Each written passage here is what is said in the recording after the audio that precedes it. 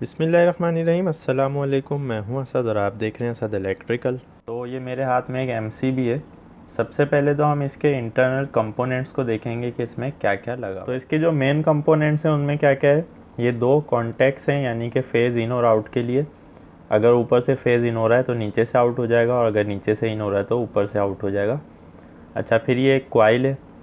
Coil के बाद फिर ये हमारे पास एक मूविंग कॉन्टैक्ट होता है, और इसके साथ ही नीचे ये जो पट्टी सी नज़र आ रही है आपको, ये बायोमेटालिक स्ट्रिप होती है। और ये जो राइट साइड पे आपको नज़र आ रहा है, ये आर्क रनर होता है। बाकी इसकी जो स्प्रिंग वगैरह होती है ये इसके अंदर। अच्छा, दूसरा ये कि जो कॉइल है इसके अंदर एक आयरन सिलेंडर होता है छोटा सा, और उसके नीचे एक पिन लगी हुई होती है। तो जब आप इसको गौर से देखेंगे तो इस कॉइल के अंदर जो सिलेंडर है वो पूरा कॉइल के अंदर नहीं है, बल्कि उसका एक बड़ा हिस्सा कॉइल से बाहर है और थोड़ा सा हिस्सा उसका कॉइल के अंदर है। बाकी जो है उसके नीचे एक स्प्रिंग लगी हुई है, और उसके आयरन के साथ ही जो है हमारा एक पिन है जो कि नीचे तक आ रहा है, यहाँ तक। तो जैसा कि हम बता चुके हैं पिछली वीडियोज़ में कि जो सर्किट ब्रेकर है वो दो तरह से प्रोटेक्शन प्रोवाइड करता है, एक शॉर्ट सर्किट और दूसरा ओवरलोड। तो सबसे पहले हम शॉर्ट सर्किट की प्रोटेक्शन को देखते हैं कि उसमें एमसीबी किस तरह ट्रिप होता है। तो जब हमारा एमसीबी ऑन पोजीशन में होगा तो ये जो इसका मूविंग कॉन्टैक्ट है ये मेक हुआ होगा, और जब ये ट्रिप पोजीशन में होगा तो ये ब्रेक हो जाएगा। तो बस यहीं से ये मेक और ब्रेक होता है। तो हम शॉर्ट सर्किट को सबसे पहले समझेंगे। तो यहाँ पे हम कंसीडर कर लेते हैं कि हमारा एक ब्रेकर है जो कि नॉर्मल कंडीशन में उसमें से करंट फ्लो हो रहा है। तो वो करंट इस कॉइल में से भी फ्लो होता हुआ जा रहा है, इस मूविंग कॉन्टैक्ट में से होता हुआ, बायोमेटालिक स्ट्रिप से होता हुआ हमारे लोड तक जा रहा है। तो नॉर्मल कंडीशन में यहाँ पे कोई चेंजिंग नहीं आ रही। तो आप सोच रहे होंगे कि जो कॉइल है, कॉइल के अंदर जो सिलेंडर है वो मूव क्यों नहीं हो रहा अगर इस कॉइल में से करंट गुजर रहा है। तो इसकी रीज़न को सबसे पहले समझ लें। ये जो कॉइल है इसमें से जब ब्रेकर की कैपेसिटी के अंदर करंट गुजर रहा होता है तो इसके अराउंड में और इसके अंदर स्ट्रॉन्ग मैग्नेटिक फील्ड जनरेट नहीं हो रही होती। चूँकि ये जो हमारा आयरन का सिलेंडर लगा हुआ है, एक तो इसका बड़ा हिस्सा जो है बाहर की तरफ है, तो इसको खींचने के लिए बहुत ज़्यादा फोर्स चाहिए, उसके लिए एक बहुत ज़्यादा स्ट्रॉन्ग मैग्नेटिक फील्ड चाहिए, जो कि नॉर्मल कंडीशन में कॉइल नहीं बना रही। और दूसरा ये कि ये स्प्रिंग लोडेड है, यानी इसको स्प्रिंग ने रोक के रखा हुआ है, तो जब तक बहुत ज़्यादा स्ट्रॉन्ग मैग्नेटिक फील्ड नहीं बनेगी वो नीचे की तरफ मूव नहीं करेगा। अच्छा, शॉर्ट सर्किट की सूरत में क्या होता है। शॉर्ट सर्किट की सूरत में हमारा जो करंट है वो 10 से 100 गुना बढ़ जाता है। 10 से 100 गुना का क्या मतलब है कि अगर 1 एम्पेयर गुजर रहा था नॉर्मल कंडीशन में, तो शॉर्ट सर्किट होने की सूरत में 10 एम्पेयर से 100 एम्पेयर तक वहाँ से गुजरेगा। इसी तरह अगर 100 एम्पेयर गुजर रहा था नॉर्मल कंडीशन में तो आप इसको कैलकुलेट कर सकते हैं। तो जब हैवी करंट फ्लो होता है तो हमारी कॉइल के अंदर एक स्ट्रॉन्ग मैग्नेटिक फील्ड बनती है विद इन मिली सेकेंड्स, और वो इस आयरन सिलेंडर को नीचे की तरफ खींचती है। जब ये नीचे खींचती है तो चूँकि हमने बताया कि इसके सिलेंडर के साथ ही एक पिन लगी हुई है, तो ये पिन जो है हमारे मूविंग कॉन्टैक्ट के साथ जो प्लास्टिक है आप देख सकते हैं इसको मूव करती है, यानी कि ये सिलेंडर अंदर की तरफ दबा तो ये पिन बाहर आई नीचे से, और इसने इसको दबाया और इस तरह से हमारा ब्रेकर ट्रिप हो गया।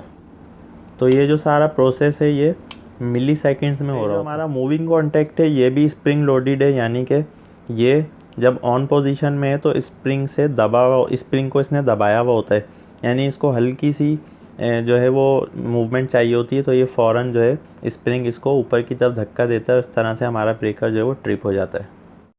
अब हम दूसरी कंडीशन को यानी कि ओवरलोड की कंडीशन को समझ लेते हैं।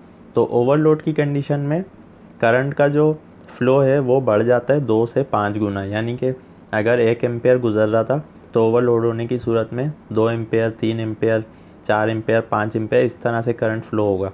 तो उसमें हमारी कॉइल को या हमारे जो आयरन का सिलेंडर है उस पर कोई फ़र्क नहीं आएगा, वो अपनी जगह उसी तरह रहेंगे। किस चीज़ पे फ़र्क आएगा, ये जो बायोमेटालिक स्ट्रिप है। तो बायोमेटालिक स्ट्रिप जो है वो दो मटेरियल से मिलके बनी हुई होती है। इस पे इंशाल्लाह मैं डिटेल से किसी और वीडियो में बात करूँगा कि ये किस तरह से बनाई जाती है। ये इस मकसद के लिए यूज़ की जाती है कि ये जब हीटअप हो तो ये मैकेनिकल मोशन प्रोवाइड करे या डिस्प्लेसमेंट प्रोवाइड करे, यानी कि ये नॉर्मल कंडीशन में सीधी रहेगी और जैसे ही ये हीटअप हो जाएगी तो ये मुड़ जाएगी। तो बस हमें यही मोशन यहाँ पे चाहिए होती है ओवरलोड की कंडीशन में। तो जब इसमें से करंट की मकदार इसकी रेटेड कैपेसिटी के अंदर गुजर रही है तो ये सीधी रहेगी, लेकिन जब करंट बढ़ना शुरू होगा ओवरलोड की सूरत में तो ये आहिस्ता आहिस्ता 1 से 2 सेकंड में ये मुड़ना शुरू हो जाएगी और इस तरह ये नीचे की तरफ मुड़ जाएगी। तो जब ये नीचे की तरफ मुड़ेगी तो ये फिर से वही अमल होगा। आप देख सकते हैं ये हमारा मूविंग कॉन्टैक्ट मेक हुआ है, यहाँ से ये स्ट्रिप मुड़ना शुरू हुई, इसने ये जो इसके साथ लीवर है इसको खींचना शुरू किया, जिसकी वजह से ये मूविंग कॉन्टैक्ट हमारा ब्रेक हो गया। तो इस तरह से यहाँ पर ओवरलोड पर ब्रेकर ट्रिप होता है। तो अब आप सोच रहे होंगे कि ओवरलोड के लिए भी यहाँ पर कॉइल क्यों नहीं लगा दी, तो उसकी एक रीज़न है, वो भी मैं आपको बता देता हूँ। पहली चीज़ तो ये कि कॉइल जो है वो विद इन मिली सेकेंड्स में ऑपरेट हो जाती है। तो अगर ओवरलोड के लिए भी यहाँ पर एक कॉइल लगा दी जाए तो होगा क्या कि अगर आप कोई मोटर स्टार्ट करेंगे तो मोटर के स्टार्टिंग के वक्त जैसा कि हमने बताया कि 3 से 5 गुना करंट बढ़ जाता है, तो वो वहाँ पर भी हमारे ब्रेकर को ट्रिप करवा देगी। तो इसीलिए ओवरलोड में ये होता है कि हमें 1 से 2-3 सेकंड का टाइम मिल जाता है। ओवरलोड होने में थोड़ा सा हमें डिले चाहिए होता है ताकि ब्रेकर को ये पता चल जाए कि हाँ हमारा जो सर्किट है या जो लोड है वो वाक़यातन ओवरलोड हो रहा है। तो इसीलिए आपने देखा होगा कि अगर मिली सेकेंड्स के लिए थोड़ा सा करंट ज़्यादा गुजरे तो हमारा एमसीबी ट्रिप नहीं होता। कॉइल तो उसी वक्त ट्रिप करवाएगी जब बहुत ज़्यादा बढ़ेगा, यानी कि 10 से 20, 30 या 40, 50, 100 गुना एम्पेयर्स अगर बढ़ जाते हैं तो उस सूरत में हमारी कॉइल शॉर्ट सर्किट के केस में ट्रिप करवाएगी। लेकिन अगर एक नॉर्मल हम कोई इक्विपमेंट स्टार्ट करते हैं जो स्टार्टिंग के वक्त थोड़ा सा ज़्यादा करंट लेता है तो उस सूरत में हमारी कॉइल ऑपरेट नहीं होगी और इसी तरह जो हमारी बायोमेटालिक स्ट्रिप है ये भी मूव नहीं करेगी। तो ये तो था इसका ओवरलोड और शॉर्ट सर्किट ट्रिप होने का फिनोमेना। अब यहाँ 2 चीज़ें और रह गई हैं।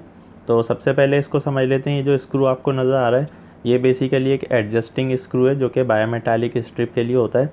इसको मूव करते हुए इसकी जो बायोमेटालिक स्ट्रिप की जो करंट की रेटिंग है उसको थोड़ा सा कम ज़्यादा किया जा सकता है, लेकिन ये सिर्फ और सिर्फ मैन्युफैक्चरर ही करते हैं, यानी जहाँ पर ब्रेकर बनाया जा रहा है वही कंपनी इसको एडजस्ट करती है अपने हिसाब से। और आखिरी चीज़ रह गई है हमारी आर्क रनर। ये आर्क रनर क्या होता है, सबसे पहले हम आर्क पे बात कर लेते हैं। हमारा जो भी सर्किट ब्रेकर होता है वहाँ पर कॉन्टैक्ट मेक हो रहा होता है या ब्रेक हो रहा होता है, तो दोनों सूरतों में वहाँ पर एक आर्क प्रोड्यूस हो जाता है। लेकिन जो ज़्यादा आर्क प्रोड्यूस होता है वो ब्रेकिंग के टाइम पे होता है। उसकी रीज़न ये होती है कि यहाँ से हमारा करंट फ़्लो हो रहा था, अब फ्लो होते हुए ब्रेकर को ट्रिप करवा रहे हैं हम, या शॉर्ट सर्किट हो गया या ओवरलोड। तो जब ये ब्रेक हो रहा होगा तो इसमें से करंट जो फ़्लो हो रहा होता है यहाँ पर उसकी वजह से एक आर्क प्रोड्यूस होता है और जो हमारा करंट है वो हवा में यानी कि फैलने लगता है। तो उसकी वजह से वहाँ हीट जनरेट होती है और एक स्पार्क टाइप का प्रोड्यूस होता है। अगर उसको हम मिनिमाइज़ ना करें या उसको ख़त्म ना करें तो वहाँ पर आग लग सकती है उसकी वजह से। तो ये आप देख सकते हैं ये जो स्पेस है ये आर्क के लिए है। जैसे ही यहाँ पर आर्क जनरेट होगा तो वो इस तरफ मूव होगा और जब यहाँ मूव होगा तो हमने यहाँ पर आर्क रनर जो लगाया हुआ है इसका मकसद ये है कि रेजिस्टेंस को बढ़ा दिया जाए।